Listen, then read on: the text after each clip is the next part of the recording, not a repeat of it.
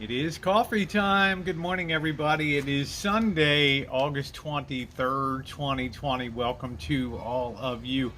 You know, the fire situation in California, of course, is not the only disaster in the making. Ours is already unfolding real time here, but I'm also aware and very thoughtful about the multiple hurricanes that are bearing down on the Gulf Coast. So I spare thought and prayers for all of my friends and everybody living in those regions that these storms may veer off or lower in intensity. You know, hoping for the best for them. Living in an area that's very prone to natural catastrophes, it really is a trade-off between, and I'm talking about earthquakes, floodings we have in here. I remember in 1998 when I first moved, just before I moved to this area. I think it was the winter of 97 into 98. There were terrific floods on the Russian River, and I remember watching the evening news with houses on the side of the river sliding down the banks into the Russian River.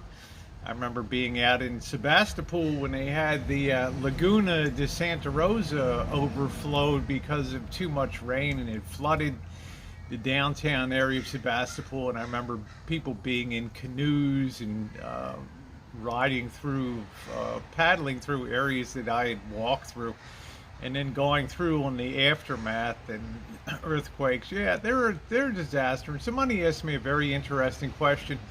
One of my subscribers that's been with me since 2015 is asked me, does it really take a psychological cumulative toll when these things happen year after year, and mainly it's fire events? And of course the answer is yes. And the reason is the human mind is conditioned to seeing the beginning, the middle, and the end of an event. And we're faced, the nation's faced right now with like the coronavirus pandemic.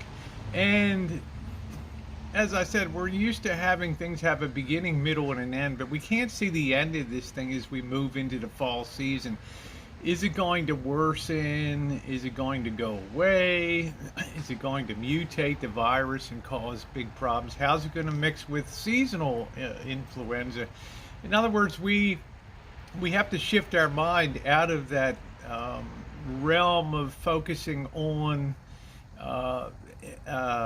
an end in sight to just an open-ended questions. It's almost like going to war, that same phenomena. You don't know how long it's going to last. You don't really know what the outcome of it is going to be. And you have to gear your mind towards that, and that takes time. We like to see things that have a conclusion. We like to see things that have a conclusion rapidly.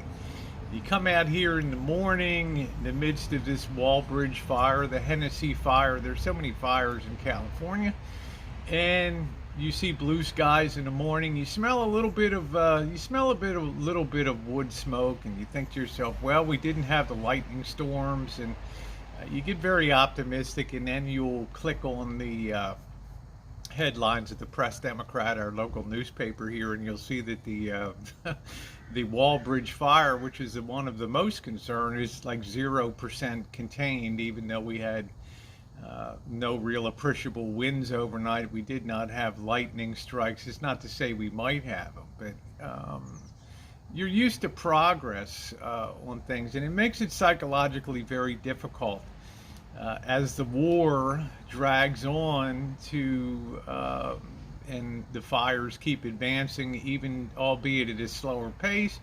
Of course, it's psychologically unnerving because your mind naturally goes to worst case scenarios. You know, what if I lost the rancho, or you know, what do I need to, you're always thinking about what can I take, what do I have to leave behind if something happens, when will this thing ever end? So yeah, there's a real psychological component that does make it like living in the middle of a nightmare. And the upside is that you're used to it. I hate to say that. I mean, I've lived here since 1998 in California, and it was only 2017. 19 years after I moved here, that we had that horrific Great Santa Rosa fire event. And boy, that turned my world upside down. I didn't really understand all of the components of fires and fighting fires, and how difficult it is with very rough terrain, with ravines and hillsides, and trying to get water assets into there and tanker trucks, and it's very, very difficult. Like I say, we're used to things, just get the guys in there, just get it put out, get those big tankers flying, just drop the red goo, and we're good to go. And I had to really change my thinking that that's not the way that things really work, particularly out in the West. So there's definitely a psychological component that wears on you. Yes, I'm lucky by location that I'm in the center of a very urban area, but that's a double-edged sword.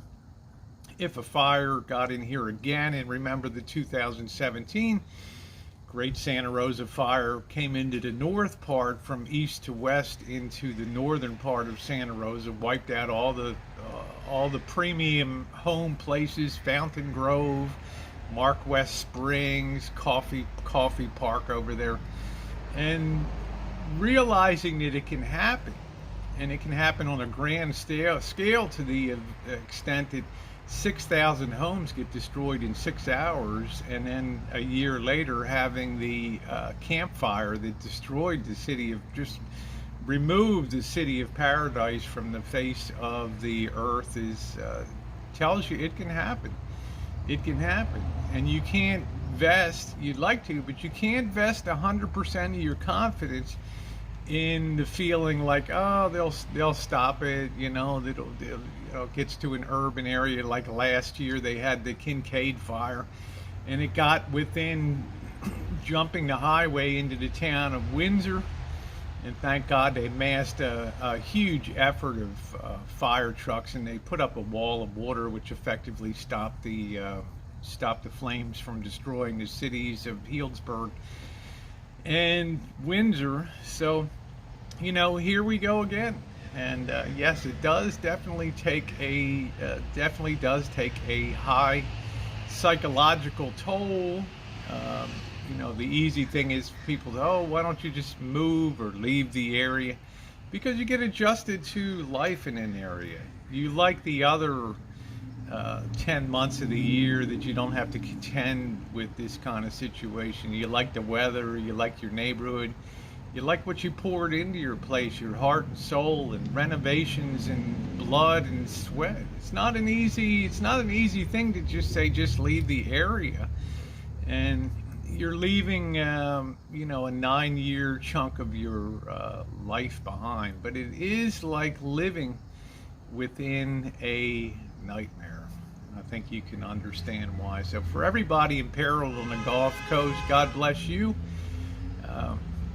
Be certainly hoping and praying for the best outcome on that. I don't think this nation needs any more disasters compounded on disasters,